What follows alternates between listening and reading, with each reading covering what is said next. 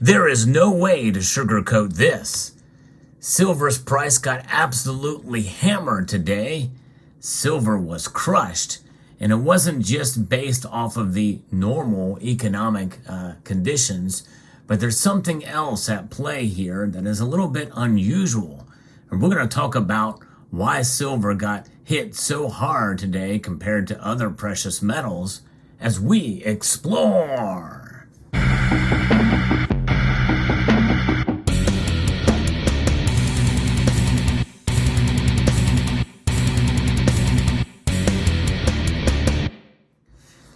Taking a look at the markets here, it has been a wild ride for silver today. Gold down as well, but not by nearly as much. Almost 3/4 of a percentage point down for gold to $1,937.80. Silver, though, however, dropped well over 3%, almost 3.25% drop today. Over 75 cents. It's now down 78 cents as I record this video to $23.25. Platinum and palladium took a pretty big hit too, and rhodium actually took the biggest hit of all the metals, but really there's no surprise there. The platinum group metals are always by nature much more volatile and many times trade to the antithesis of or in wilder directions than gold and silver. But silver has proven itself to be a very volatile monster. And this is one of the reasons why I like to hold on to gold. It's during times like this where gold doesn't get hit quite as hard as silver. So we know there's a lot going on. We can speculate, that it is because of the reasons that we've seen before. And what is that? Well, we take a look at the dollar index. That's the thing we look at the most. And right now the dollar is strengthening a bit here. It is up, but not by a whole lot, all things considered. The dollar strength is 102.53. It's only up 0.5 of a percentage point. It's not that big of an increase in the dollar index. The Dow Jones Industrial Average is down over 240 points as I record this video. The NASDAQ is down 22 points, and the S&P 500 is down 20 points. So what's going on here? Why are gold and silver down? Well, it's the firming up of the dollar, and that's being bolstered by, I guess, potentially the hearings with Jerome Powell that's coming in a day here. And so we'll see. A lot of what's said there can move the markets. And typically when you have the dollar being talked up, well, that has a negative effect on precious metals. And in the case here, gold and silver suffer. Now, typically, we do see silver react in a much more wild direction. In other words, when gold falls, silver falls even more. And that's the case today, but you would expect it to fall at a greater pace than gold. But it's really falling at a much more increased rate. That being said, why would this occur? Well, typically it's because of other commodities. Silver being traded as a commodity and falling like other commodities out there. Well, nickel is actually up today. Aluminum is only down very marginally. I mean, it's like 0.22%. Copper is down marginally, like 2.21%. Lead is down 0.01%. Zinc is actually up today. So it's a mix with the other metals. So silver is reacting outside of all the other factors, it seems like, and in a wild ride to the downside. Folks, today's move in silver's price, I believe, provides an opportunity to buy because there's really not much legitimate explanation for why silver fell so dramatically and so hard and why it got hammered so quickly. In my research for the movement of the markets today, there's really not much we can garner as to what happened other than some clues from technical analysis here. It fell hard, according to FX Empire, during this trading session as the market looks like it's looking at the 200-day estimated moving average underneath. Beyond that, we also have the 50% Fibonacci level, and an area that we've seen a lot of support. But as these prices keep moving down, where is that support? I've always predicted here in recent weeks, months, that we're going to see silver's price probably in the doldrums over the summer. In fact, I predicted we may see it fall below $21 an ounce. It's still got a little ways to go there.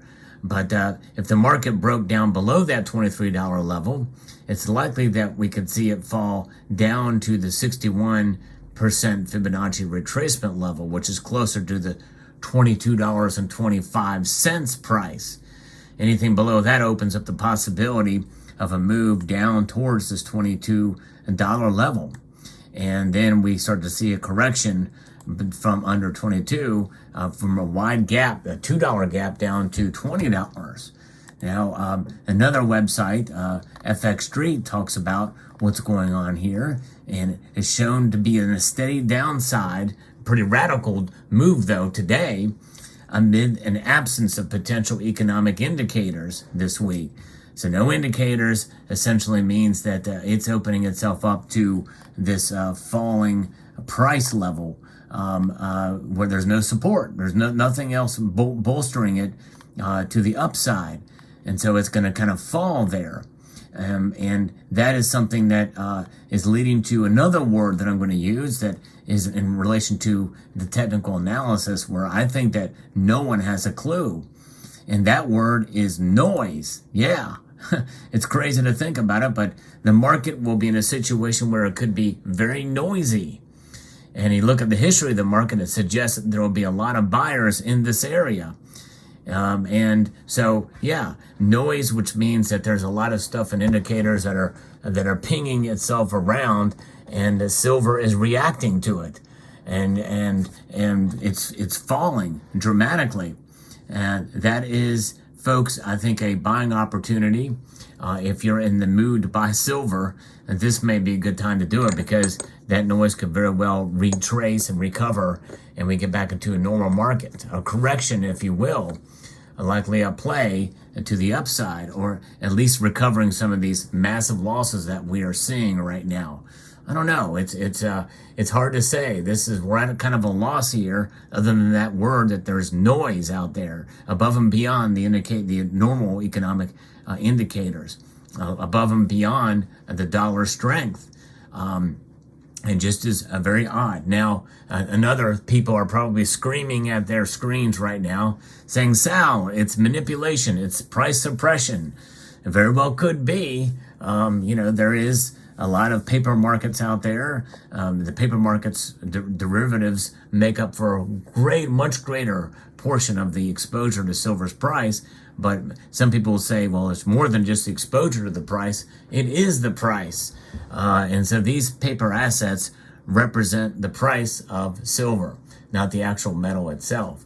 I believe in the actual metal and the value of it in terms of the premiums that you pay for these is something that is quite profound and expanding. Those are the expanding premiums when you go to buy the metals. And when you go to sell them, many people are starting to see bullion dealers pay a little bit over spot for your gold and silver. So that is something that we very well could see. But as I posted in a previous video recently, the best thing we can do is just be real about silver. We're going to see wild swings like this, sometimes with no explanation. Many times there is some sort of an explanation in the market why there's a move one way or the other. But one thing we have to also understand is that most of the major media outlets that track precious metal prices, whether it be FX Empire, Kitco, and other media outlets, CNBC, and the others, they mostly are tracking gold. Silver is a sub-headline. Silver is a tiny market, folks, so it doesn't make as big a news when silver drops this much. And so the only thing you've got to rely on is, well, what are the things going on? You look at the commodity sector, and you look at the dollar index. You look at other factors that come into play, supply and demand fundamentals that are making their way known into the marketplace, such as we heard recently about China. not opening up as fast as they had hoped, therefore affecting demand for silver in the medium or in short term, and that's going to have an effect on the price. And I think we're partially seeing some of that at play here, with silver's price still being down. I think it's still reeling about what we heard from out of China, that the Chinese economy is not as strong as people had hoped upon opening up, therefore meaning less demand for silver in those markets for production of silver-related items, or silver that is used for items in technology and chips and the like. But nonetheless, there's where it is. There's where the markets are today. Silver took a beating, and it is a hard beating, but we shan't be discouraged as stackers out there. You know, if you bought your silver at $1 over than what you bought it for, than what you're seeing it for today, hold on to that silver. Sooner or later, it's going to catch up. And what does catching up mean? Catching up means simply that you're going to preserve your wealth over the long course of time. It will catch up and overtake the premiums you paid for them, and adjusted for inflation over the long course of time. So it depends on how and when you buy it. You must be strategic when you buy silver, more so than when you buy gold. And that is a harsh reality we must face today, because if you're just buying it and you buy at the wrong times, you could lose out when you need to sell it.